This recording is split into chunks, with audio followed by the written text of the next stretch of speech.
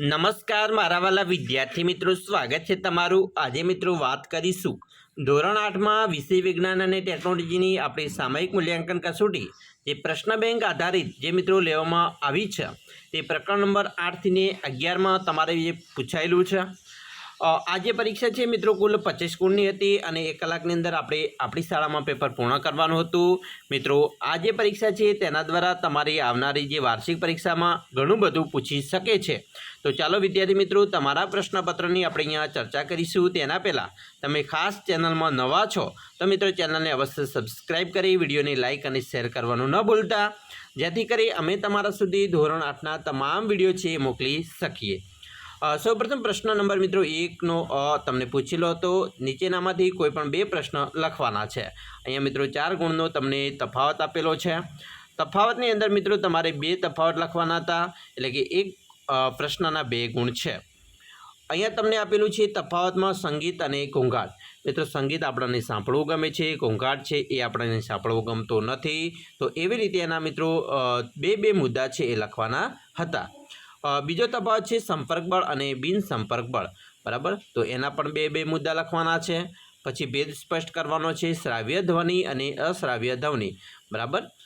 ચોથું છે વિદ્યુતના સુવાહક અને મંદવાહકનો ભેદ સ્પષ્ટ કરતા મુદ્દા લખવાના હતા।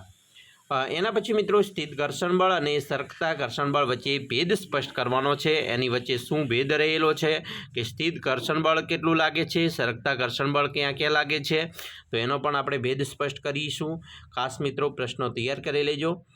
એના પછી ભેદ સ્પષ્ટ કરવાનો છે લોટણ ઘર્ષણ અને સરકતું ઘર્ષણ। પછી નેક્સ્ટ છે બળ અને દબાણ વચ્ચેનો ભેદ સ્પષ્ટ કરવાનો છે। સ્થિત વિદ્યુત બળ અને ગુરુત્વાકર્ષણ બળ વચ્ચેનો ભેદ સ્પષ્ટ છે કરવાનો। સરસ મજાના પ્રશ્નો છે મિત્રો, તમને 2 ગુણમાં પૂછી શકે છે તમારી વાર્ષિક પરીક્ષામાં।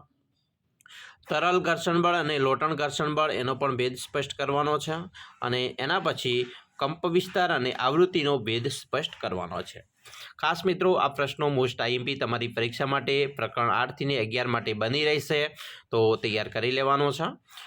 એના પછી મિત્રો બ છે પ્રશ્ન 1નો બ, તેમાં ખરા ખોટા વિધાન આપવાના છે, કોઈ પણ 2 લખવાના છે।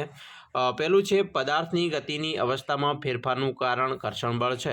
તો પદાર્થની જે ગતિ છે એની અવસ્થામાં ફેરફાર થાય છે તો એનું બળનું કારણ ઘર્ષણ બળ છે, તો સાચું કે ખોટું નક્કી કરવાનું છે। બીજું છે વસ્તુ પર લાગતા બળનું માપન સ્પ્રિંગ કાંટા વડે થાય છે। એના પછી ઘર્ષણના લીધે વાહનો રસ્તા પર ચાલી શકે છે। ચોથું છે રસ્તાની આસપાસ લગાડેલા વૃક્ષો ધ્વનિ પ્રદૂષણ ઘટાડે છે। પાંચમું છે આરતી વખતે ઉપયોગમાં લેવાતી ઘંટડી એ સંગીતનું સાધન છે। છઠ્ઠું છે લીંબુનો રસ વિદ્યુતનો સુવાહક છે।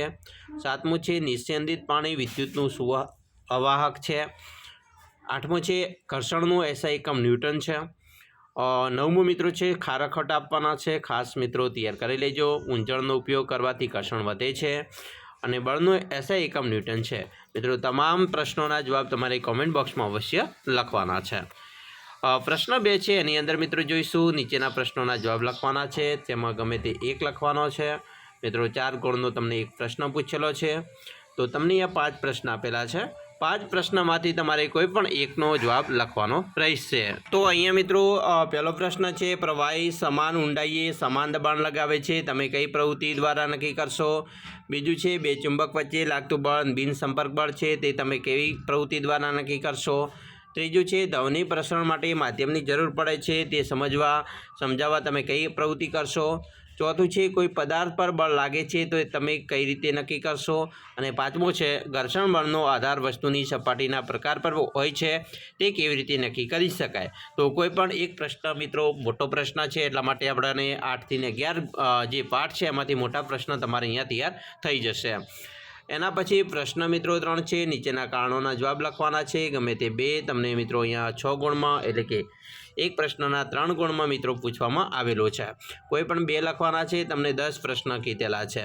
10 પ્રશ્નમાં મિત્રો જોઈએ તો અહીંયા તમે જોશો પ્લાસ્ટિકના કાચકાના ને કોરાવાળમાં ઘસી કાગળના નાના ટુકડાને નજીક લઈ જતા આકર્ષિત થાય છે। પછી ચંદ્ર પર 2 વ્યક્તિઓ એકબીજા સાથે વાતચીત કરી શકતા નથી। ત્રીજું રસ્તાની બંને બાજુએ વૃક્ષો ઉગાડવા જોઈએ, તો કેમ આવું થાય એનું મિત્રો આપણે કારણ ચોક્કસ છે એ આપવાનું છે, બરાબર। તો ખાસ મિત્રો 10 એ 10 કારણ તૈયાર કરવા જરૂરી છે તમારી પરીક્ષા માટે। એના પછી પ્રશ્ન 4માં મિત્રો જોઈશું તો અહીંયા તમને પ્રશ્નોના જવાબ આપવાના કીધેલા છે. ગમે તે 2 એટલે કે એક પ્રશ્નના 2 ગુણ છે એમ 4 ગુણના પ્રશ્ન પૂછેલા છે.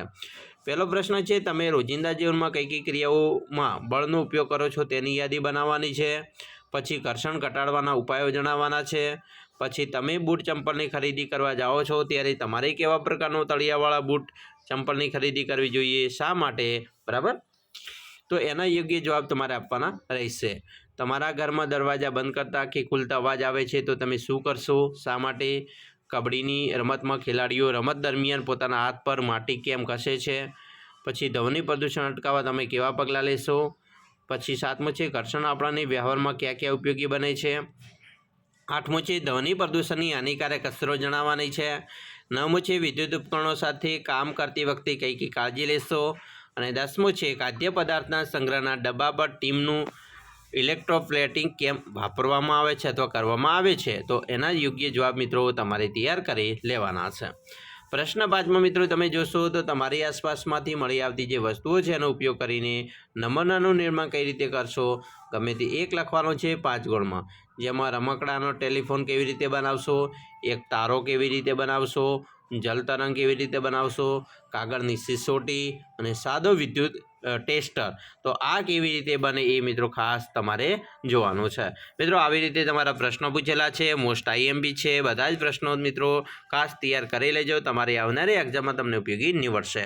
તો ચાલો વિદ્યાર્થી મિત્રો, અમે આશા રાખીએ છીએ તમને આપણો વિડીયો ખૂબ જ ગમ્યો હશે.